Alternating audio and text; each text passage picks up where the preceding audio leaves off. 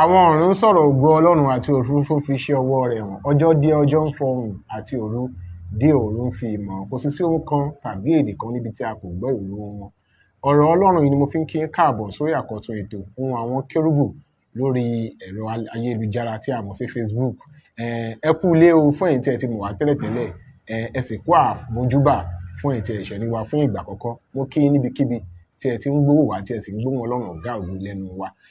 Atútùdé tọgbọ́ntọgbọ́n adétìmọ̀tìmọ̀ adétòyètòyè tí Ọlọ́run ọ̀gá ògo tó fi sí wa nínú. Arìnrìn àjò wá láti ọ̀nà jíjìn wá sọ́dọ̀ olùkọ́ ọ̀rọ̀ Ọlọ́run níbi tí a ó tuntun kẹ́kọ̀ọ́ lórí àṣà àti ìṣe ìjọ Séráfù, ìpè, iṣẹ́ ìránṣẹ́ àtàwọn nǹkan tó sodo sínú ìjọ Ọlọ́run àti bó ṣe ń lọ nínú ìjọ Ọlọ́run.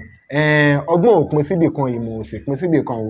Èyí ló mú wa rin ìrìn àjò wá síbi tí a wà lọ́wọ́lọ́wọ́ yìí. Bàbá wa nínú Olúwa tí wọ́n sì jẹ́ àlejò pàtàkì níhìn-ín, àwọn ni olùkọ́ ọ̀rọ̀ Ọlọ́run ni wọ́n, ìránṣẹ́ Ọlọ́run ni wọ́n, olùṣọ́ àgùntàn sì ni wọ́n.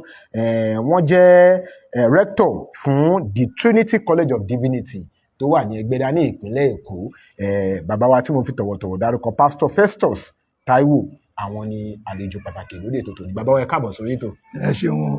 Ẹ bá wa kí àwọn èèyàn wa nílé. Gbogbo ara lé mo kí ní orúkọ ti Olúwa wípé ní orúkọ Jésù ó máa dára fún wa. Àmín. Ọkàn wa máa balẹ̀. Àmín. Ọdún 2026 yóò máa dùn fún wa gan. Àmín. Ní orúkọ Jésù Kristi Olúwa wa. Àmín, àmín, àmín lórúkọ Jésù. Ìjọ Ọlọ́run alààyè ńkọ́ ńbẹ̀. Adúpẹ́ lọ́wọ́ Ọlọ́run. Ìdílé ńkọ́. Adúpẹ́ lọ́wọ́ Iṣẹ́ Ọlọ́run. Olúwa ń tẹ̀síwájú. Adúpẹ́ lọ́wọ́ Ọlọ́run. Bàbá wa ká tó bẹ̀rẹ̀ ohunkóhun ẹ gbàdúrà ìbẹ̀rẹ̀ fún wa. Ẹ jẹ́ kí a gbàdúrà orúkọ Jésù. Àmín. Ọlọ́run wa dúpẹ́ lọ́wọ́ yín, ẹ gba ọpẹ́ wa. Àmín. Olúwa ẹ gba ìyìn wa. Àmín. A fi ìrìn àjò yìí lé yín lọ́wọ́. Olúwa fúnra rẹ̀, Olúwa bá wa sọ̀rọ̀ rẹ̀. Àmín. Olúwa tàn ìmọ́lẹ̀ sí ohun gbogbo tó jẹ́ òkùnkùn. Àmín. Níkẹyìn kí ògo kó jẹ́ tiyín. Àmín. Ní orúkọ Jésù Kristi Olúwa wa. Àmín, àmín, àmín lórúkọ Jésù. Ajínrere Michael Adébọ̀wálé Adéoyè lórúkọ tèmi. Lónìí ọ̀rọ̀ tuntun dé ibi tí a ó tún jọ kẹ́kọ̀ọ́ lẹ́sẹ̀ Kristi. Bàbá wa ẹ káàbọ̀ sórí ètò lẹ́ẹ̀kan sí. Ẹ ṣeun gidi gan ni. Inú wa dùn lẹ́yìn ọjọ́ púpọ̀. Lẹ́yìn ọjọ́ púpọ̀ Ọlọ́run fún wa lórí ọ̀fẹ́. Olúwa ṣeun. Ayọ̀ la máa fi pàdé. Àmín. Bàbá wa ká tó wọnú ìfọ̀rọ̀wérọ̀ yìí lónìí sàn-án, ta ni olùṣọ́ àgùntàn Festus Taiwo? Ìwé mélòó lẹ ní orí ọ̀fẹ́ láti kà? Báwo ni ìrìn àjò yín sínú iṣẹ́ ìránṣẹ́ báwo ló ṣe rí? Festus Babatunde Taiwo ní orúkọ tèmi. A bí mi nílùú Ìṣàràrẹ̀mọ̀ ní ìpínlẹ̀ Ògùn State ní ọdún kéréje díẹ̀ sẹ́yìn tó ti lé ní 50 lọ́pọ̀lọpọ̀ tó súnmọ́ 100. Mi ò láǹfààní àti kàwé púpọ̀ ṣùgbọ́n mo jáde HND ní Yaba Tech. Mo dẹ̀ tún ní àwọn professional certificate like full technological certificate.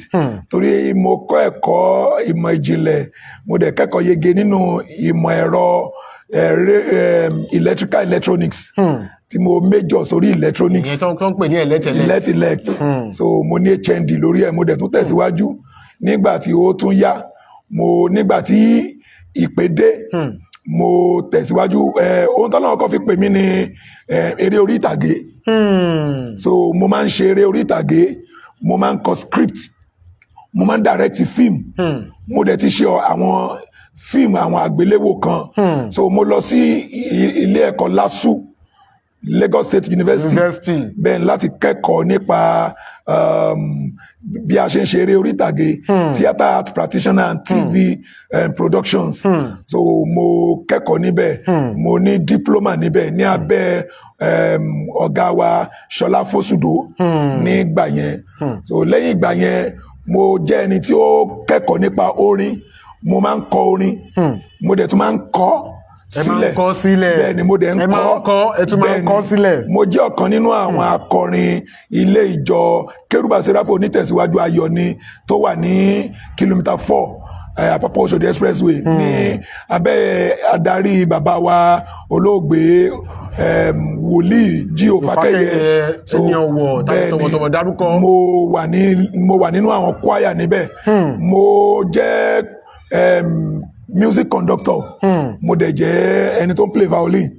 So mo dẹ̀ kẹ́kọ̀ọ́ nípa music so mo lọ sí ẹ̀túnlẹ̀ ẹ̀kọ́ ìjìnlẹ̀ nípa music so mo lè kọ́ mo lè transpose mo lè transcribe mo lè dẹ̀gbà tó yá mo tún fi ń kọ́yàn mo tún lọ ń kọ́ àwọn ìjọ mo tún ṣe so bí ní àjò mi ṣe lọ ní ẹ̀dẹ̀ mo jẹ́ òǹkọ̀wé so mo ti kọ ìwé ọ̀pọ̀lọpọ̀ ìwé mo dẹ̀ ti kọ magazine mo ti ṣe oríṣi so gbogbo ọ̀nà tí Ọlọ́run fún mi ní orí ọ̀fẹ́ òun ni mo ti lò láti fi gbé iṣẹ́ Olúwa ga so mo ti ṣe films bákan náà tó jáde sí gbòòrò tó dẹ̀ mi gbòòrò títì so bí ìrìn àjò mi ṣe jẹ́ nìyẹn. ẹ jẹ́ kí n mú ìbéèrè ìwà bàbá wa àwọn ẹ̀kọ́ pàtàkì àti ìrírí wo ní ìpè àti iṣẹ́ ìránṣẹ́ ti kọ́ yín gẹ́gẹ́ bí àwọn àlàyé tẹ́ ṣe yìí.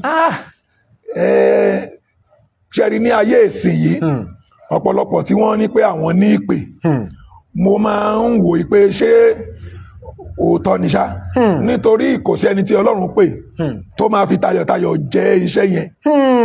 kò sẹ́ni tọ́lọ́run pè tó máa fi tayọ̀tayọ̀ jẹ́ iṣẹ́ yẹn. orin tí a máa ń kọ pé ìwọ ló pè mí tí mo sì jẹ́ mo fàyọ̀ jẹ ìpè mí mọ̀nà rárá kò sẹ́ni tó fàyọ̀ jẹ nítorí pé àwa ti máa ń plan ìrìn àjò ayé wa nígbà tí ìpè tó bá dé ìpè dàbí káàdì téèyàn ti tò tí wọ́n wá sàn kan sí ní ìsàlẹ̀ ó máa da gbogbo ẹ̀ wó ni so nǹkan tí ìpè ń ṣe nínú ìrìn àjò èèyàn nìyẹn so kò jẹ́ kí inú èèyàn dùn ó máa ń change plans èèyàn ó máa change plan ni mo rántí pé police station mo ti dá Ọlọ́run lóhùn bẹ́ẹ̀ ni ní ìṣọ́ òru New Year mọ́júmọ́ òun ni mo ti dá Ọlọ́run lóhùn wípé òkè mo ti gbọ́ wípé màá dá lóhùn so ìgbà tó pè mí mo sá torí ó mọ̀ pé ó máa dí ìpinnu tí mo ní fún ara mi lọ́wọ́ ẹ mọ̀ láì mọ̀ pé ìpinnu Ọlọ́run fún ènìyàn ó ju ìpinnu ènìyàn lọ so mo kẹ́kọ̀ọ́ lọ́pọ̀lọpọ̀ Ọlọ́run fi ọwọ́ agbára mú mi ó dẹ̀ fi ọwọ́ agbára kọ́ mi gan so ìrìn àjò yẹn gùn bóyá tá a bá ń sọ̀rọ̀ lọ a máa sọ̀rọ̀ débẹ̀ ní kọ̀ọ̀kan. Ọlọ́run àlàyé ó ràn wá lọ́wọ́ ẹ̀yin ni rector for the Trinity College of Divinity kí ni àwọn àfojúsùn yín tí ẹ fi gbé iléèwé yìí kalẹ̀. ẹ ṣeun gan ni ó dà pé ẹ fọ́rọ̀ gbọ́ gan lónìí ṣe rí ní ìgbà tí Ọlọ́run pè mí mo ti ń gbọ́ ìpè nígbà tí mo wà ní secondary school láti 1984 mo ti ń gbọ́ ìpè tọ́lọ́run ti ń fi ìran yẹn hàn mí lóríṣiríṣi so ìgbà yẹn mùsùlùmí apá kan mùsùlùmí then ṣẹbọ ṣèṣègùn díẹ̀ then lọ sí ṣọ́ọ̀ṣì ńjọ́ ọdún ká lọ sọ báńgà lu àlùfáà lórí pẹpẹ so nígbà yẹn nílùú so ìgbà tí mo wá ṣetán secondary school ní 86 torí ní gbogbo ìgbà yẹn ní 84 to 86 yẹn almost ẹ̀mẹ́rin lọ́sẹ̀ ni Ọlọ́run máa ń bá mi sọ̀rọ̀ nípa ìrìn àjò ìpè ṣùgbọ́n kò yé mi so mo fi lọ bàbá kan tó jẹ́ bàbá ọ̀rẹ́ mi ó encourage mi ṣùgbọ́n eventually mo ṣáà fi ayé mi fún Kristi nígbà tí mo dé ìlú Èkó ní ìjọ Kérúbù àti Séráfù onítẹ̀síwájú tó wà ní ọ̀nà mile 2 ayọ̀ ni o Sùúrùlérè so ibẹ̀ mo ti fi ayé mi fún Kristi wọ́n ní ọjọ́ yẹn wọ́n ìwàásù yẹn dàbí pé mi náà ń bá wí wọ́n dẹ̀ pé ìpè fún àwọn tó bá fẹ́ fi ayé wọn fún Kristi so mo jáde mo dẹ̀ fi ayé mi fún Kristi so láti ìgbà yẹn mo ní 1997 mo lọ sí ilé ìwé àwọn àlùfáà láti kẹ́kọ̀ọ́ nípa ọ̀rọ̀ Ọlọ́run so nígbà tí mo lọ ìgbà tó di 1999 mo ṣe tán wọ́n graduate wọ́n ordain wa bàbá Ṣòfarasí wọ́n wá àwọn ni wọ́n ordain wa nígbà yẹn lọ́dún náà lọ́wọ́ tó jẹ́ bàbá aládùúrà fún ìjọ Ayọ̀ ni nígbà náà so ìgbà tí mo ṣe tán so ẹni tó jẹ́ registrar school yẹn ó wo thesis tí mo kọ fún degree because full time ni mo ṣe Monday to Friday every day la ń lọ school full time látàrọ̀ títí dìrọ̀lẹ́ so thesis mi fún Bachelor of Divinity tí mo ní ó ní wọ́n kà ó ní wọ́n rí tí wọ́n fi pè mí padà pé kí wọ́n bẹ̀rẹ̀ sí máa kẹ́kọ̀ọ́ kí n máa kọ́ àwọn akẹ́kọ̀ọ́ nílé ìwé náà ní CNS College of Divinity so mo dẹ̀ bẹ̀rẹ̀ ní 2000 ni mo bẹ̀rẹ̀ sí máa kọ́ wọn títí mo kọ́ wọn mo ṣiṣẹ́ níbẹ̀ yẹn láì gba owó oṣù so àṣẹ lọ́fẹ̀ẹ́ láì gba owó oṣù so lọ́fẹ̀ẹ́ torí pé ìtara iṣẹ́ Olúwa yẹn ó jẹ wá run gan so akẹ́kọ̀ọ́ yẹn fún ọdún 18 years ó ní mo fi lecture lẹ fi kọ́ wọn nílé ìwé náà láì bẹ́ẹ̀ gbowó. ni láì gbowó so ìgbà tí mo ṣe tán kúrò ń bẹ̀ so wọ́n ní kí n lọ kọ́ pé kí n lọ dá ìkan sílẹ̀ ní Òjòdú so tó máa jẹ́ ẹ̀ka ìjọ Ayọ̀ ní Sùúrùlérè so mo lọ síbẹ̀ mo lọ dá ìkan sílẹ̀ ńbẹ̀ so lẹ́yìn ìgbà tí mo kúrò ńbẹ̀ mo lọ sí Amazing Grace mo kọ́ wọn ní Bible School ńbẹ̀ fún sáà kan so kó tó di pé Ọlọ́run ní pé kí n lọ bẹ̀rẹ̀ tọ̀dọ̀ mi now kí n tó bẹ̀rẹ̀ eléyìí Trinity College of Divinity a bẹ̀rẹ̀ pẹ̀lú discipleship free discipleship so ọ̀fẹ́ la máa ń kọ́ àwọn èèyàn àwọn ọmọlẹ́yìn Kristi bẹ́ẹ̀ ni pẹ̀lú afẹ́jọ́ so a ní àwọn èèyàn from redeemed from different places ìgbà yẹn mo ṣe wà ní ọgbà so ibẹ̀ láti bẹ̀rẹ̀ so títí tàbí wá bẹ̀rẹ̀ now ìgbà tí mo bẹ̀rẹ̀ Trinity College of Divinity Olúwa sọ fún mi wípé àkọ́kọ́ bẹ̀rẹ̀ máa ń gba owó school Olúwa ní pé kí n má gbowó school mọ́ wípé àwọn tó ń fẹ́ kọ́ àwọn tó ń fẹ́ kó jẹ àǹfààní ẹ̀ àwọn tó ń fẹ́ lò wípé wọ́n lè má rówó láti san so bá a ṣe bí mo ṣe pé àwọn olùkọ́ mi mo pè wọ́n jọ àwọn abámiṣẹ́ mi wípé nǹkan tó Olúwa sọ rẹ̀ gbogbo wọ́n dẹ̀ gbà wọ́n dẹ̀ faradà wọ́n dẹ̀ plug-in sínú ìran yẹn ìran tẹ́ ẹ sọ. so bá a ṣe bẹ̀rẹ̀ nìyẹn lọ́fẹ̀ẹ́ òun là ń kọ́yàn títí di òní fún ọdún méjì láì gba owó school ní ọwọ́ wọn a ò ní gba owó school lọ́wọ́ wọn so àfojúsùn mi ni wípé kí a kọ́ àwọn èèyàn títí tí ìfọ́jú ọkàn fi máa tán láyé tí ikú Jésù Olúwa tí òfin ní jẹ́ asán mọ́ tí àwọn èèyàn máa fi lè dúró láti lè jẹ́ ẹni tí ó kẹ́kọ̀ọ́ yege láti lè pín ọ̀rọ̀ Ọlọ́run láì ní ìtìjú so àwọn tí à ń kọ́ nìyẹn àwọn tó yẹ kó wọ́n máa lè dúró tó máa lè sọ ọ̀rọ̀ Ọlọ́run àwọn tí ò ní mú àmúlùmálà mọ́ tó máa lè tún padà lọ yálà sínú ìjọ wọn tàbí sínú ayé láti lọ sọ fún àwọn èèyàn wípé nǹkan tí ẹ̀ ń ṣe yìí ìfọ́jú ọkàn ni kò sí ọ̀nà níbẹ̀ so wọ́n á dẹ̀ dúpẹ́ lọ́wọ́ Ọlọ́run láti ìgbà tí a ti ń ṣe a máa pé ọdún mẹ́wàá ní ọdún yìí ilé ìwé náà máa pé ọdún mẹ́wàá bẹ́ẹ̀ ni a máa pé ọdún mẹ́wàá ní ọdún tó bá ti di October a máa ṣe ọdún mẹ́wàá wa ayẹyẹ ọdún mẹ́wàá wa so gbogbo àwọn tá a dẹ̀ ti kọ́ àwọn tí a ti kọ́ jáde tó ti gbára mi jáde wọ́n lé ní kí náà pé Yorùbá 500 so bóyá 500 wọ́n lé ní 500 tí Olúwa ti lò wá láti rán jáde sínú ayé gbogbo wọn dẹ̀ ń ṣe dáadáa àwọn kan ń ṣe dáadáa àwọn kan tẹ́pà gbúrò wọn mọ́ ṣe mọ̀ kí ṣe gbogbo àwọn tó lọ sí skul náà ni bẹ́ẹ̀ni so ṣùgbọ́n àwọn tí wọ́n mọ nǹkan tí wọ́n wá ṣe wọ́n ń ṣe iṣẹ́ takuntakun. ẹ má bínú pé mo dá ọ̀rọ̀ yẹn mọ́ ilé ẹ̀ jẹ́ mú ìbéèrè yìí wọlé ìyàtọ̀ wo ló wà láàrin Bible school theology àti seminary. Yes, ẹ ṣe irú ní ilé ẹ̀kọ́ wa bí báyìí the Trinity College of Divinity ẹ rí pé a ò pè ní Bible School a pè ní Divinity torí Divinity yẹn ó mú Bible School ó mú theology ó mú seminary ó kó gbogbo ẹ̀ papọ̀ òun ló ní Divinity now Bible School níbi tí wọ́n kàn ti máa kọ́ yín ní Bíbélì wọ́n á kọ́ yín Bíbélì ipa mélòó Bíbélì pín sí kí ni nǹkan tó wà nù àwọn ìkọ̀ọ̀kan nínú Bíbélì yẹn gbogbo àwọn nǹkan tó máa kọ́ yín nìyẹn that is Bible school Bible school ni wọ́n ti ń kọ́ wọn ní Bíbélì wípé kí ni ìwé Jóánù sọ kí ni Timothy sọ ta ló kọ Sáàmù so àwọn nǹkan tó jẹ́ Bible school nìyẹn tí nǹkan tó lọ ń kọ́ ní Bible school nìyẹn now ní theology ibẹ̀ láti máa kọ́ ohun ìjìnlẹ̀ tí ó ń béèrè tó ń bẹ̀bẹ̀ fún àlàyé so tó ń bẹ̀bẹ̀ fún àlàyé ibẹ̀ láti máa kọ́ nípa theology láti máa kọ́ nípa Christology láti máa kọ́ nípa demonology angelology láti máa kọ́ nípa àwọn nǹkan yẹn ẹ rí i pé lọ́jì tó wà náà yẹn ó túmọ̀ sí pé ẹ̀kọ́ so a máa kẹ́kọ̀ọ́ nípa ìjọ nípa ẹ̀mí mímọ́ nípa ọ̀rọ̀ Ọlọ́run so àwọn ẹ̀kọ́ yẹn ni theology now the seminary aspect of it ni pé à ń train wọn gbogbo theology wọn yìí àti Bible study wọn yìí a máa convert ẹ̀ sí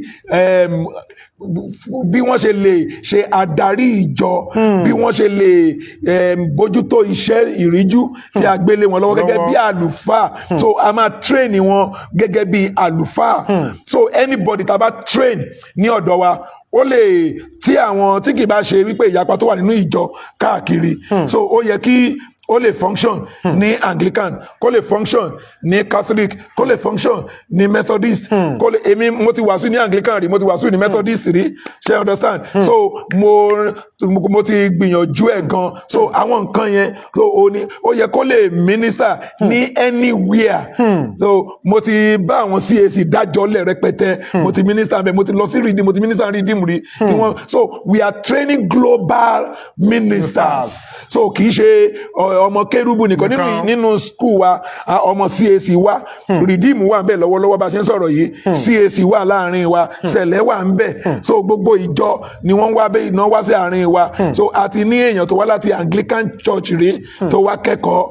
So torí ohun tí à ń kọ́ wọn ó lójú ilé ìwé tí ó lè kọ́ wọn, tó lè fún wọn ní nǹkan tí à ń fún wọn. Ó lójú ilé ìwé tó lè kọ́ wọn. Bẹ́ẹ̀ni. Ọlọ́run alààyè á ràn wá lọ́wọ́. Àmín. Ẹ jẹ́ kí n mú ìbéèrè ìwà bàbá wa. Ṣé ọ̀pọ̀ nǹkan tí ìbáyé yẹn máa ń béèrè? Bẹ́ẹ̀ni. Bàbá Babalọ́lá, bàbá wa Ọ̀ṣọ́fà, Bẹ́ẹ̀ni. àti bàbá Mùsùlùmí Mọ́ládé tí wọ́n là ṣàjàgùnmọ́ káàdì. Wọn ò lọ sí Bible school, wọn ò lọ theology. Iṣẹ́ ìránṣẹ́ wọn dẹ̀ ṣe yékéyéké dáadáa, ó sì gbilẹ̀. Ṣé dandan ni ká lọ sí Bible school? Kí ni ìdí tàbí gbọ́dọ̀ lọ Bible school? Ẹ ṣe rí àwọn mẹ́ta tẹ́ dárúkọ yìí, tá a bá wò a rí pé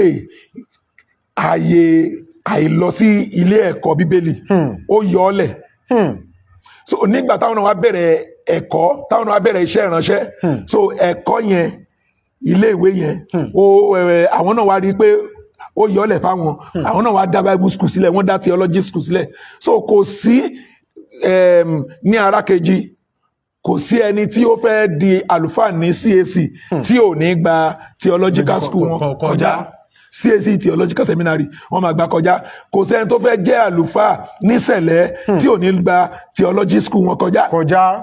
So ní Kérúbù náà àti ń gbé dìde káàkiri, àwọn sacred ní tiwọn, so movement ní tiẹ̀, so ìtánà ní òǹkàlùkù wọn. So wọ́n ti rí àyí pé àìlẹ́kọ̀ọ́, àìní àwọn ẹ̀kọ́ yẹn ó affect àwọn olùdásílẹ̀.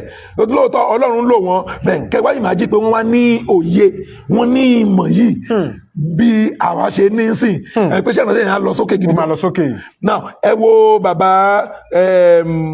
bàbá tó dá Redeem sílẹ̀, Akíndayọ̀mí, kò ní theological kìíní ṣe pé nu Kérúbù ló ti lọ. But ẹ wo ìgbà tí ó kúrò bẹ́ẹ̀ tí bàbá Adébóyèdé tí ó ní theological backup tó lọ sí Bible school, ẹ wo nǹkan tó ń gbé ṣe. Ṣé ẹ gẹ́ẹ̀tì ẹ̀? So ẹ wo nǹkan tó ń gbé ṣe. So òun láti sọ wípé kò sí ẹni tí Ọlọ́run pè tí ò bá lọ sí àwọn ilé ẹ̀kọ́ kó kẹ́kọ̀ọ́. Bíbélì gan sọ wípé jẹ́ ẹni tí ó kẹ́kọ̀ọ́ yege. So tá a bá ti lè kẹ́kọ̀ọ́ yege láti jẹ́ ẹni tí ó máa nílò láti pín ọ̀rọ̀ Ọlọ́run láì ní ìtìjú, láì tijú. So Bíbélì náà dẹ̀ sọ fún wa nínú ìwé Òwe wípé nínú ohun gbogbo tó bá máa ní ìmọ̀, ní ẹ̀kọ́, ní òye. So we need to get everything. So gbogbo ní àsìkò yìí, àwọn ọmọ wa nígbà táwọn bàbá wa Mósè Orímọládé bẹ̀rẹ̀, èèyàn mélòó ló kàwé nínú wọn níbẹ̀ nígboro? Wọ́n pọ̀. Nígbà tí Babalọ́lá máa bẹ̀rẹ̀, àwọn mélòó ló kàwé? Wọ́n pọ̀. Nígbà tí Ọ̀ṣọ́fà máa dé, àwọn tó kàwé ti pọ̀ díẹ̀, ṣùgbọ́n síbẹ̀síbẹ̀ ẹ rí pé àyèwé yẹn yọ. So wọ́n ní issue. Now tá bá wo Kérúbù, one of the problem tó mú ìyapa wá ní Kérúbù àbí tó kọ́kọ́ jẹ́ problem tó kọ́kọ́ bí sẹ́ẹ̀tì wọn ò ní clash of interest. Because àwọn kan kàwé, wọ́n ní òye, àwọn kan ò lóye. Wọn ò lóye. So ìgbà tó bá dẹ̀ ń kàwé tó lóye bá ń sọ̀rọ̀, àwọn tí ò lóye wọ́n máa feel threatened. Then àwọn yẹn náà tó dẹ̀ ní òye yẹn náà tí wọ́n kàwé náà wọ́n máa fẹ́ ṣe to their own selfish end. So at the end of it all, so ìgbà tó máa fi advice bàbá Mósè pé kó lọ register church, kó register church. Àwọn tó mọ̀wé ni wọ́n fún ní advice kó register church. Even though bàbá yẹn ò ní ṣe nǹkan kan, bí ìbá ṣe lọ náà nìyẹn. Ìdí tó fi ṣe pàtàkì fún wa láti kàwé. Ẹ̀yin èèyàn tẹ́ ń wò wá nílé, ètò ohun àwọn Kérúbù ló ń lọ lọ́wọ́lọ́wọ́ pẹ̀lú bàbá wa nínú Olúwa, olùṣọ́ àgùntàn Babátúndé Táíwò Festus. Àwọn ni à ń béèrè ọ̀rọ̀ lọ́rọ̀ wọn lórí ètò tòní. Àwọn ni Ọlọ́run lò láti dá wa lẹ́kọ̀ọ́. Bóyá ìbá ní ìbéèrè kan tàbí mìíràn láti béèrè, ní àǹfààní láti pè sórí nọ́mbà yìí 081 655 372 83 081 655 372 83 nígbà tí líǹkì yẹn wọlé sọ́dọ̀ yìí nọ́mbà kan tẹ̀lé nọ́mbà yẹn lẹ ní àǹfààní láti pè tẹ́ bá ti pè wọlé a máa gbé ìpè yín lọ́wọ́lọ́wọ́ báyìí àyédèbèrè ìbéèrè tẹ́ fẹ́ béèrè lọ́wọ́ àwọn bàbá wa ẹ kó atótó náà àtẹkùn bàbá wa ẹ ṣeun. ẹ ń sọ̀rọ̀ nípa ìpè. bẹ́ẹ̀ni. ìpè kí ni ìpè túmọ̀ sí gan àti pé báwo ni mo ṣe máa mọ̀ pé mo nípè. ìbéèrè ńlá nìyẹn o. now ìpè ó ní wípé tó máa sọ pé ìpè mo fẹ́ break it down sílẹ̀ fún wa pátápátá. now nílẹ̀ Yorùbá kí ni Yorùbá ń pè ní ìpè? ìpè ní fèrè. fèrè tí wọ́n máa ń fọn yálà ní oko ọdẹ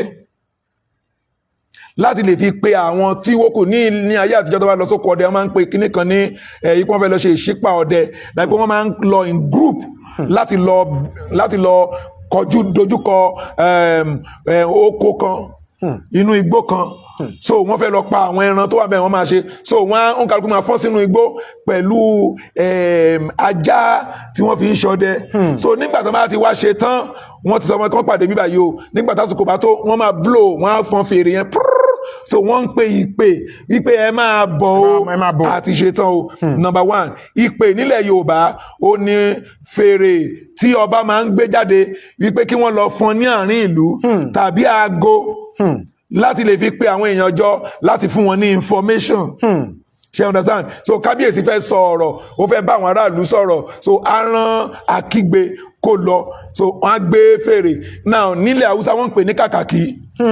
Yorùbá ní pé tó bá gbé kàkàkí ọba okùnrin tó ti fẹ́ fọ́n so now ìtumọ̀ ẹ̀ ní pé fèrè yẹn ìpè yẹn kí ló fẹ́ sọ pé ó sùn sí tóun fi fọ́n torí pé ẹnìkan ló lè pè ló lè lo ìpè yẹn òní ọba. so now ẹ jẹ́ ká mú wá sí inú iṣẹ́ ìránṣẹ́. Ìpè ó túmọ̀ sí ohùn Ọlọ́run ní etí èèyàn kan. The voice of God in the hearing of someone. So èèyàn méjì ò kì í gbọ́ ìpè kan náà.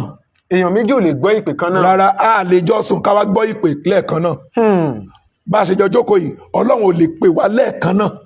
rárá ó máa pè yín lọ́tọ̀ ó máa pè mí lọ́tọ̀. so ìpè ní ohùn Ọlọ́run tí ó jáde sí ènìyàn láti rán ní iṣẹ́ pàtàkì kan. so ẹnikẹ́ni tí a pè ó gbọ́dọ̀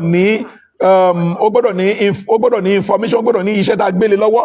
kí ni iṣẹ́ tá a fi rán ẹ ta la rán ẹ sí níbo ni a ti irú ìpè wo ló gbà.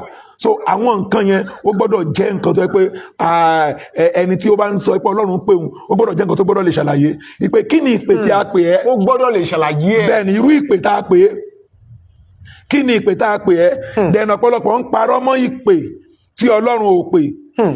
then ẹni ìpè tí Ọlọ́run bá pè kò ní tako ìpè tí a rí nínú Bíbélì. ẹni ìpè tí Ọlọ́run bá pè kò ní tako èyí tí a rí nínú Bíbélì. nítorí pé Bíbélì tí ẹ̀ ń wò yẹn òun ni ìran òun ni àsọtẹ́lẹ̀ òun ni ọkàn Ọlọ́run tí Ọlọ́run sọ jáde fún ènìyàn. so ẹni àsọtẹ́lẹ̀ kò gbọdọ̀ tako. now English pé àkọsílẹ̀ inú Bíbélì ní logos. ní èdè Greek wọ́n pè ní logos. ní èyí tí a máa ń gba ìmísí sọ jáde ní bá a ṣe jókòó ìmọ̀lẹ́sẹ̀ pẹ̀jọ báyìí lolúwa wí. náà irú yẹn à ń pè ní rema. náà gbogbo báyìí ni Olúwa wí gbọ́dọ̀ fẹsẹ̀ múlẹ̀ nínú Bíbélì. gbogbo báyìí ni Olúwa wí. ó gbọ́dọ̀ fẹsẹ̀ múlẹ̀ nínú Bíbélì. tá a bá ti rí nínú Bíbélì Olúwa kọ́ ló sọ. so bẹ́ẹ̀ náà ni ìpè tọ́lọ́run bá pè ẹ́ a gbọ́dọ̀ rí nínú Bíbélì. torí kò sí nǹkan tuntun kan mọ́ lábẹ́ ọ̀run. so it is repeating.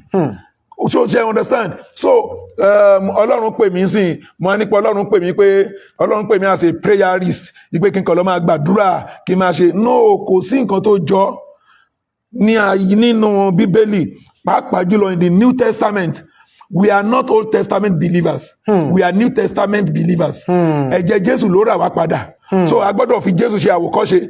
Jésù ó máa pè ẹ́ ó dẹ̀ máa sọ nǹkan tó gbogbo ìpè sẹ́ńtà lórí iṣẹ́ ríran àràn wa láti lọ tú àwọn èèyàn sílẹ̀. So àwọn àfikún ni prayer kìnìkan yes mi ò sọ wípé ká má gbàdúrà but Ọlọ́run ò kì í pé èèyàn gẹ́gẹ́ bí àfikún ni prayer pé Ọlọ́run ti pè mí mo fẹ́ lọ dá orí òkè sílẹ̀ láti máa gbàdúrà tó máa jẹ́ prayer ministry kò sí nǹkan tó ń jẹ́ prayer ministry so gbogbo wa ni a pè láti wàásù ọ̀rọ̀ Ọlọ́run Bíbélì sọ nínú ìwé Mark orí 16 ẹsẹ̀ 15 sí ẹsẹ̀ 16 ó sọ wípé ó ní Jésù sọ fún wọn wípé ẹ lọ wàásù ìrere go ye and preach the gospel ẹ lọ wàásù ìrere so Matthew 28 láti verse 18 19 20 ó ní gbogbo gbára ní ayé àti lọ́run láti fi fún mi nítorí náà ẹ lọ wàásù ìrere so a gbọ́dọ̀ lọ wàásù ìhìnrere ìwàásù ní ìpè tí a gbé lé wa lọ́wọ́ ẹni ìpè tó bá ti tako yẹn kì í ṣe ìpè látọ̀dọ̀ Ọlọ́run àfikún ni bóyá ó wù mí mo rí pé ẹ dá orí òkè sílẹ̀ owó dẹ̀ ń yọ níbẹ̀ mo rí pé nígbà tẹ́ dá orí òkè sílẹ̀ ẹ ti ń gun jeep ẹ ti láwọn bodyguards ṣe understand ẹ mọ́ sábà wọn so mo wá lọ ra bíi some plots or some acres. ẹ bá wa fi kún báwo mo ṣe fẹ́ mọ̀ pé mo ti ní ìpè. now bí èèyàn ṣe máa mọ̀ pé ọ̀nà mẹ́ta ni ẹ lè fi mọ̀ bóyá ẹ nípè now ẹ jẹ́ ká kọ́ wò pé báwo lọ́lọ́run ṣe ń pèèyàn Ọlọ́run máa ń pèèyàn nípa ìgbóhùn nípa ìran àlá nípa ìgbóhùn nípa ìran àti àlá ọ̀nà mẹ́ta nípa ìgbóhùn ìran nípa àlá so tí mi ò bá wá rí kankan nù yẹn tẹ́yìn wá dìde gẹ́gẹ́ bí wòlíì tẹ́ni pé Ọlọ́run ń pè mí then ẹ̀yin lẹ pè mí.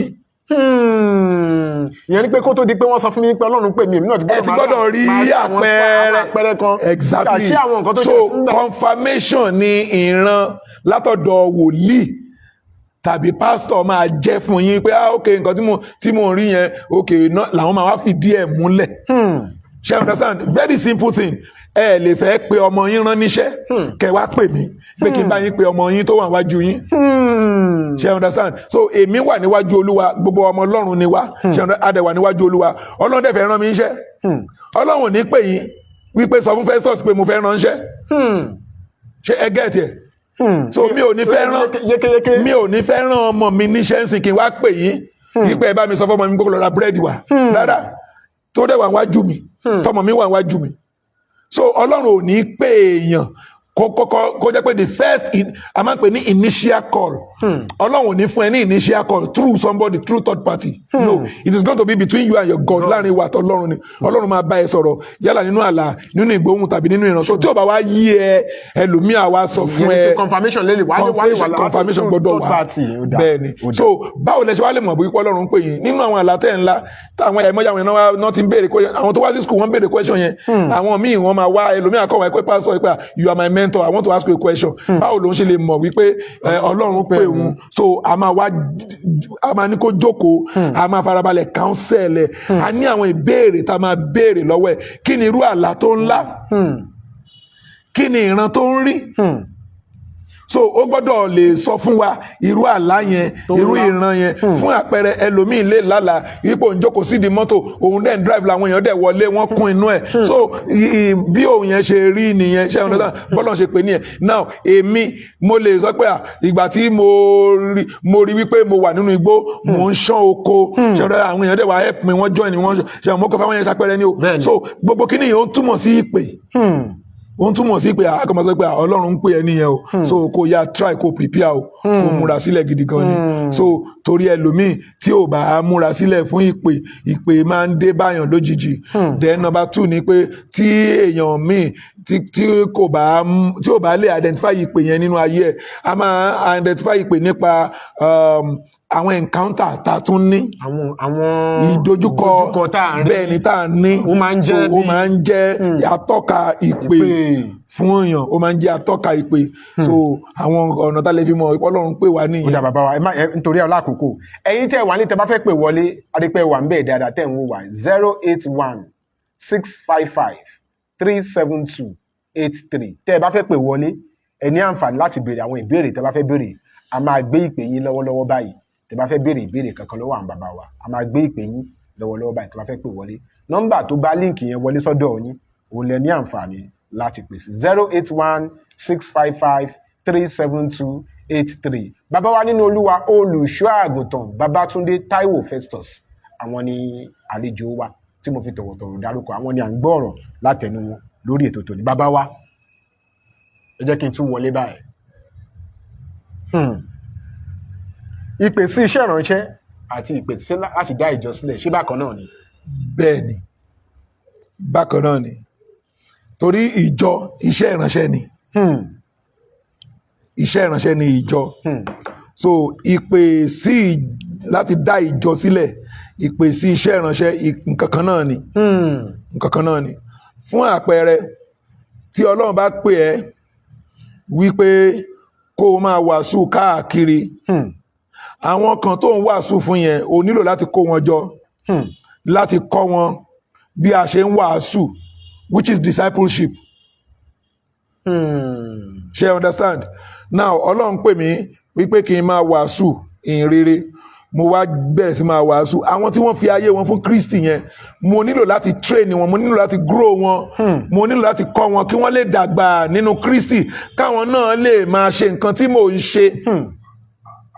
So ibi tí ìjọ ti bẹ̀rẹ̀ nìyẹn so a máa ní láti máa grow wọn láti máa so ìjọ ò kì í ṣe wípé ká kàn máa jó ká máa ṣàjọ̀dún ní gbogbo Sunday ká máa ṣe gbogbo yẹn rárá. nǹkan tí ìyẹn ní pé sì tọ́nà bá ti pè mí sí mo ti ní oore ọ̀fẹ́ láti gbé ìjọ kalẹ̀. bẹ́ẹ̀ ni ẹ lè gbé ìjọ kalẹ̀ ẹ need the special thing because ẹ wo Paul Ọlọ́run pè Paul òun fúnra ẹ sọ pé òun ni pé a pè gẹ́gẹ́ bí apostoli sí àwọn Gentiles sí àwọn aláìgbàgbọ́ so gbogbo ibi tó dẹ̀ lọ ní gbogbo Asia regions tó ti ń ṣe first missionary journey second missionary journey third missionary journey ẹ̀rí pé ó ń fìdí ìjọ múlẹ̀ ni tó bá ti débẹ̀ tó bá ti wàásù táwọn èèyàn bá ti fàyè wọn fún Kristi tó kó wọn jọ ó máa fìdí ìjọ kalẹ̀ á wá fi èèyàn kan sí orí ẹ̀ á tún tẹ̀síwájú ó tún lọ síbò mí nìyẹn so bí ìjọ ṣe bó ṣe fìdí múlẹ̀ nìyẹn so kì í ṣe gbogbo yọlọ máa pè é pé yá o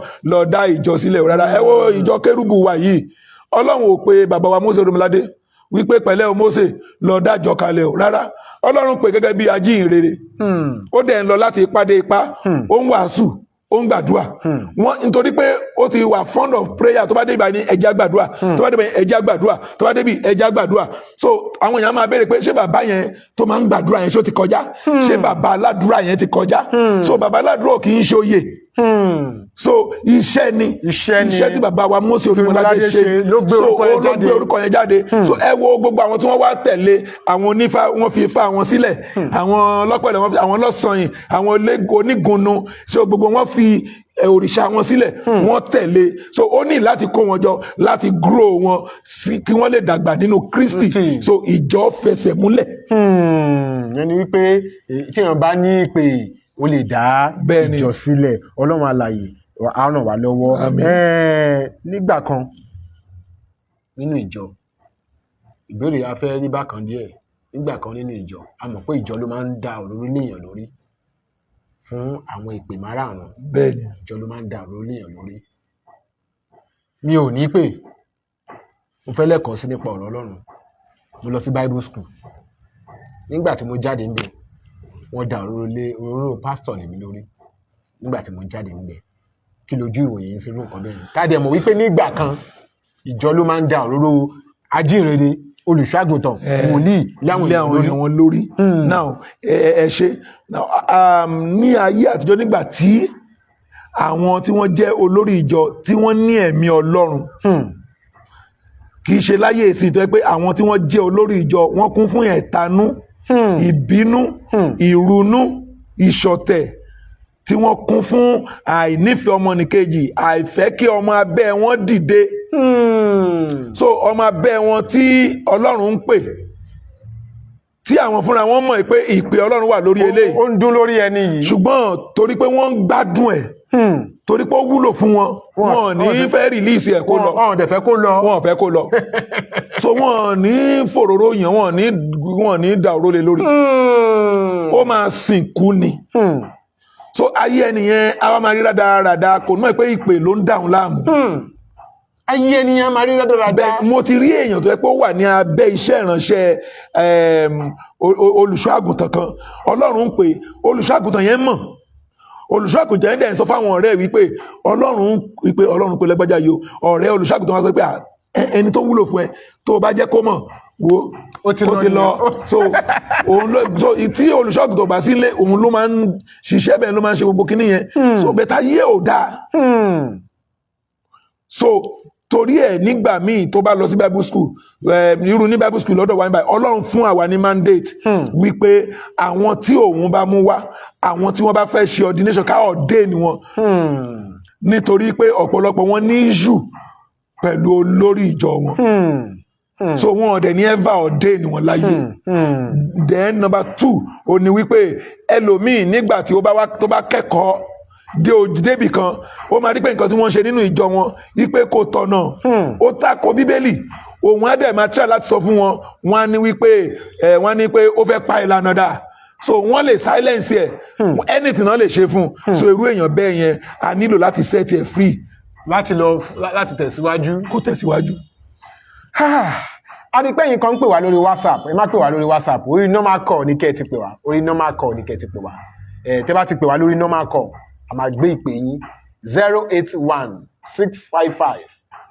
081-655-37283 nígbà tí líǹkì yẹn dọ́dọ̀ yín nọ́mbà kan tẹ̀lé nọ́mbà yẹn lè ní àǹfààní láti pè sí tẹ́ bá ti pè wọlé a máa gbé ìpè yín lọ́wọ́lọ́wọ́ báyìí ẹ má pè wá lórí WhatsApp tẹ́ ti ń pè wá yẹn nílé ní àǹfààní láti gbọ́ra wa dáadáa. Bàbá wa Pastor Festus Babatunde àwọn ni wọ́n wà ní orí ètò pẹ̀lú wa ẹ jẹ́ kí n mú ẹni tó ní ìpè àtẹni tó ní ẹ̀bùn ẹni tó ní ìpè àtẹni tó ní ẹ̀bùn bẹ́ẹ̀ni èwo gan ló yẹ kó máa pàṣẹ ní ìjọ.